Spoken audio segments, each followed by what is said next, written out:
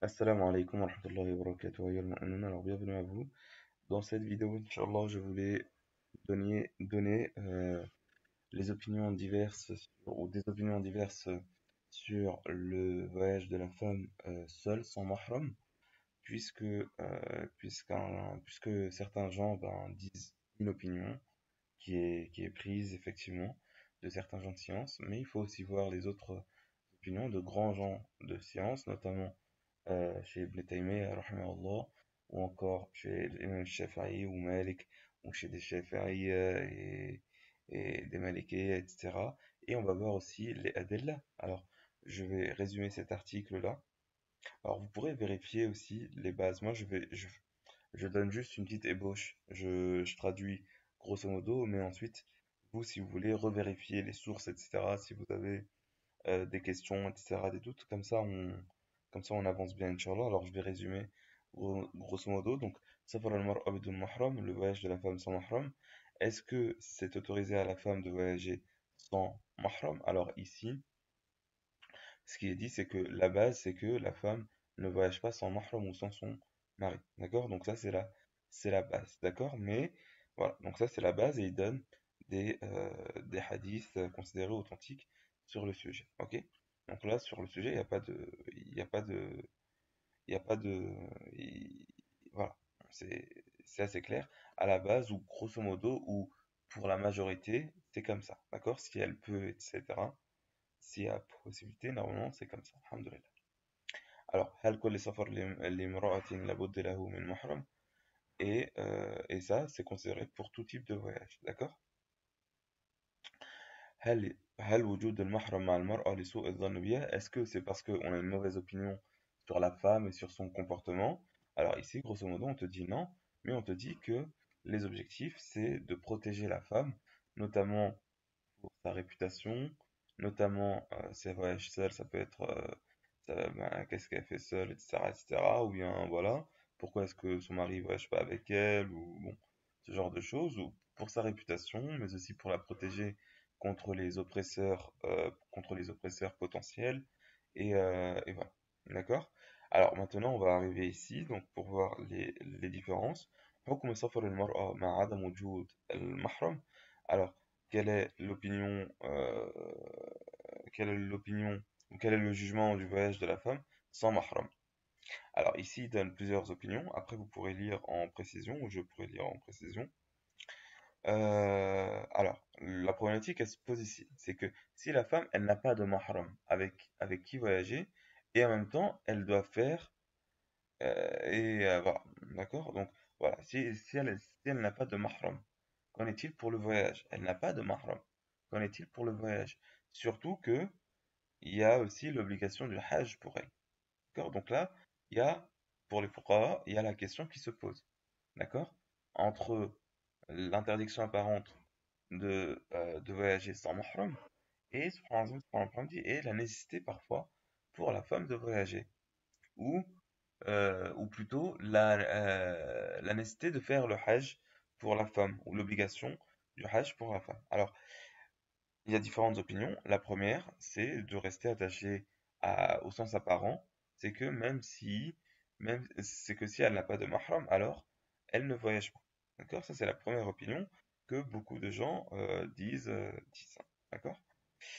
Deuxièmement, il y a ceux qui ont fait l'exception de la femme vieillarde. De la femme vieillarde, comme cela a été voilà, rapporté.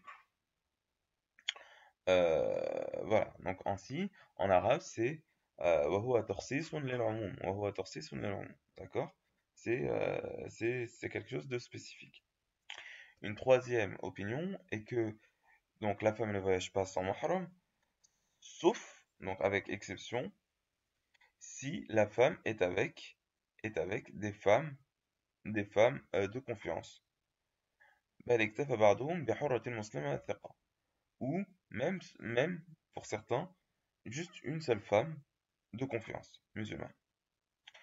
ومنهم من اكتفى بأمن الطريق. Et il y a ceux qui disent que c'est ok si la femme euh, elle a la sécurité du chemin.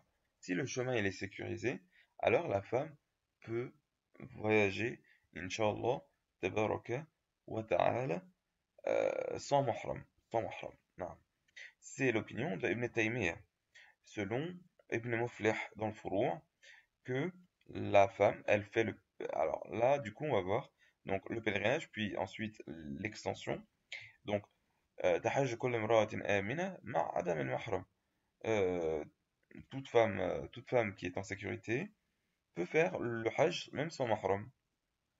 Et cela, c'est dans tout, et cela, c'est dans tout voyage d'obéissance. D'accord? Donc là, ici, on a pour le hajj et pour les voyages d'obéissance chez Ibn Taymiyyah. Ok? Donc ça, on peut l'écrire, par exemple, si je prends un PPT, je prends un PPT, ici, on va le faire comme ça.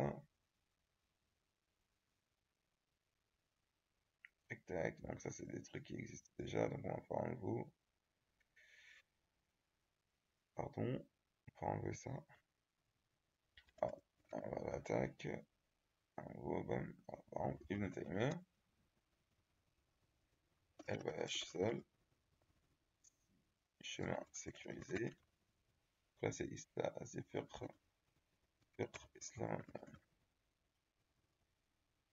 Elle voyage seule, si chemin sécurisé. Si le chemin sécurisé pour Hajj et pour voyage d'obéissance. Ok. Ensuite, ce qui a été rapporté de Shafi'i, ici, dans le pèlerinage surrogatoire,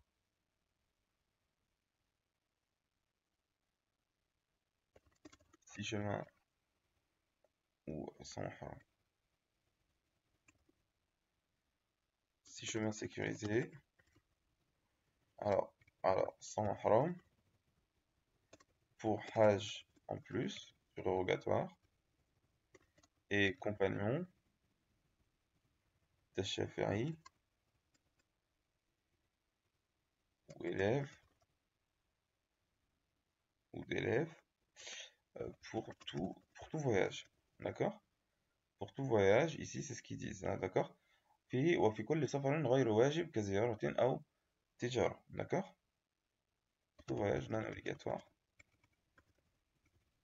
Comme, par exemple, visite ou commerce, etc., etc. D'accord? Ensuite, on a qui? On a ici ونقل الأثر عن الإمام أحمد لا يشترط المحرم في الحج الواجب. Ok, donc Ahmad, si chemin sécurisé avec compagnie de confiance, avec compagnie de confiance pour le Hajj obligatoire.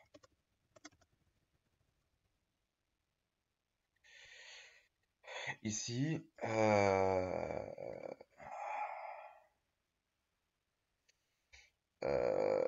alors Ibn Sirin Ibn Sirin, si chemin sécurisé, avec un musulman de confiance.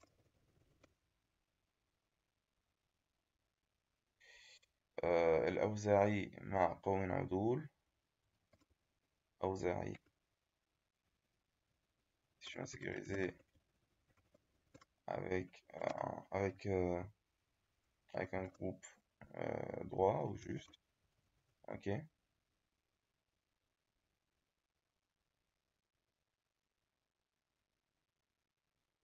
d'accord. Ensuite, on a qui? On a Malik avec un groupe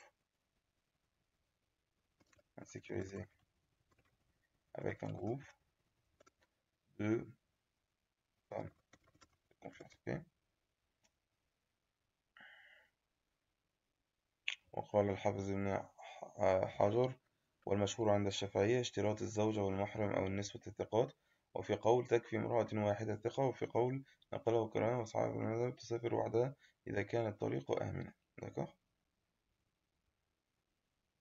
وإذا كان هنا قد قيل السفر للحج والعمرة فينبغي أن يطرد الحكم في الأسفار كلها كما صرح بذلك بعض العلماء. فتح الباري مصطفى الحلبي، لأن المكتوب هو صيانة المرأة. D'accord. Donc ici, il a été ceci a été étendu, ceci a été étendu pour, pour tout voyage par certains, d'accord?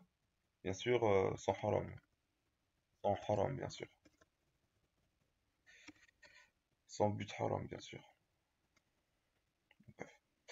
Voilà, donc voilà pour cette question qui n'est pas, du coup, qui n'a pas une seule réponse parmi les gens de science, mais plusieurs réponses. Alors, quel est le dalil? Rapidement, le dalil, on trouve que les femmes du prophète, alayhi salatu wassalam, il a été rapporté qu'elles ont fait le hajj avec Omar ibn Khattab, le dernier hajj de Omar ibn Khattab, radiallahu anhu, où elles étaient avec Abdurrahman ibn Auf et Othman ibn Affan, et qu'elles ont voyagé ensemble, et qu'elles ont fait le hajj ensemble, d'accord, subhanallah, et sans que personne ne dise que ce n'est pas à faire. Et subhanallah, donc ça fait un consensus. Mais bon, on peut répondre à ça que c'est les femmes du prophète, alayhi salatu wassalam, c'est les mères des croyants. C'est les mères des croyants, donc bon, elles sont muharram sur ces hommes-là, radiallahu anhu. ثانيا ما رواه الشيخان, et il y a surtout un autre hadith qui est que, alors je vais traduire ce qui est ici, d'accord? Je vais traduire ce qui est ici.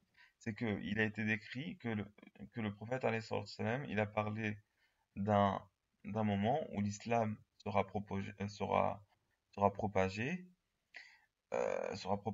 sera lumineux, ou sera sera en bonne situation, où les gens seront en sécurité, jusqu'à ce que la femme, jusqu'à ce que la femme, elle puisse, jusqu'à ce que la femme d'Irak environ, elle aille vers le Beit, vers la Kaaba, depuis l'Irak jusqu'à le Beit, sans,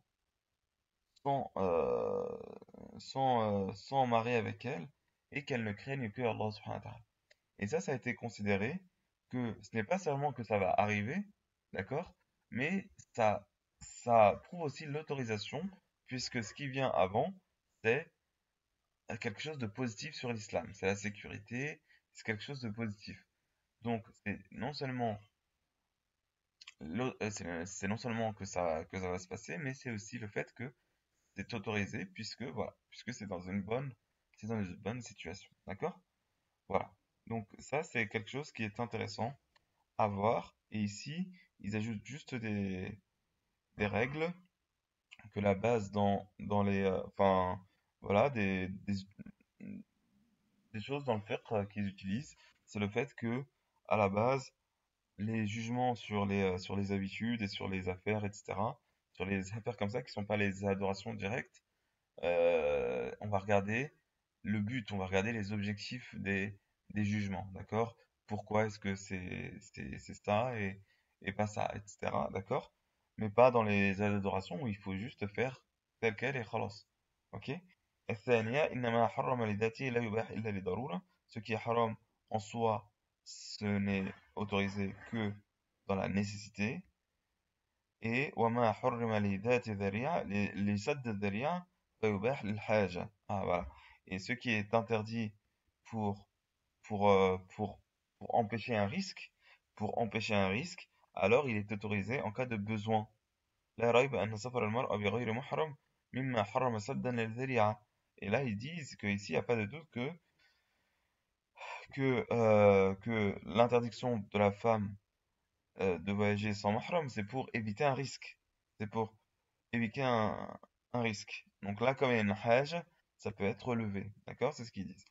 كما يجب أن نضيف أن السفر في عصرنا لم يعد كالسفر في الأزمنة الماضية. Donc là, ils ajoutent que le voyage à notre époque, ce n'est pas comme où là, il pourrait dire aussi dans certains endroits aussi, parce qu'il y a certains endroits sans sécurité.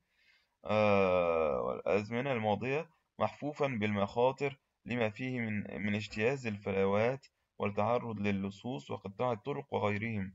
Ils disent que voilà, à l'époque, il pouvait y avoir des racketteurs sur le chemin, etc., etc. بل أصبح السفر بواسطة أدوات نقل تجمع العدد الكثير. Mais actuellement, voilà, il y a le voyage qui va réunir beaucoup de gens beaucoup de gens, comme dans les navires ou les avions, ou les grandes voitures, ou les cars, quoi, ou les minibus, etc.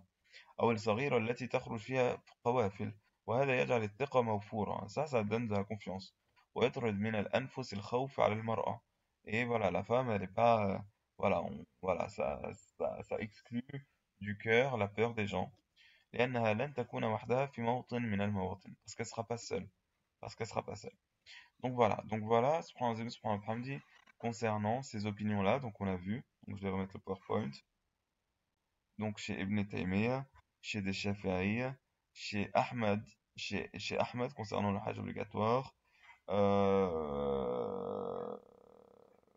etc., etc. Et ça peut être étendu chez certains gens de science. D'accord? Même s'il y a aussi, il y a aussi, on va le mettre en premier, certains qui disent que, voilà, donc là je les ai pas écrits, mais certains disent non dans tous les cas, disent non dans tous les cas, disent non dans tous les cas, d'accord? Donc ça, voilà, donc c'était à mettre en évidence. C'est bien de mettre en évidence les différentes situations pour que, voilà, pour qu'on dise que la vérité sur Allah subhanahu wa ta'ala et sur la religion. Et ça, je l'ai déjà dit, c'est un problème qui peut exister que des gens, parfois, ils ne donnent qu'une seule opinion. Même des imams, etc., ils ne donnent qu'une opinion. Ça peut être un peu problématique parce que les situations peuvent être différentes et les propos sur des situations peuvent être différents parmi les gens de science. Donc il faut donner une réponse qui est adaptée et parfois, c'est pas adapté de ne donner qu'un cas de figure ou qu'un avis, même s'il a des bases, même s'il a des bases d'argumentation. Il y a d'autres avis aussi qui ont d'autres bases d'argumentation. Vous voyez, le fiqh, c'est quelque chose qui peut être très beau. Voilà pour cette vidéo. Qu'Allah subhanahu wa ta'ala nous accorde la bonne compagnie, والرضوان منه والصلاح في الدين والدنيا والآخرة والعافية في الدين والدنيا والآخرة والمعافاة الدائمة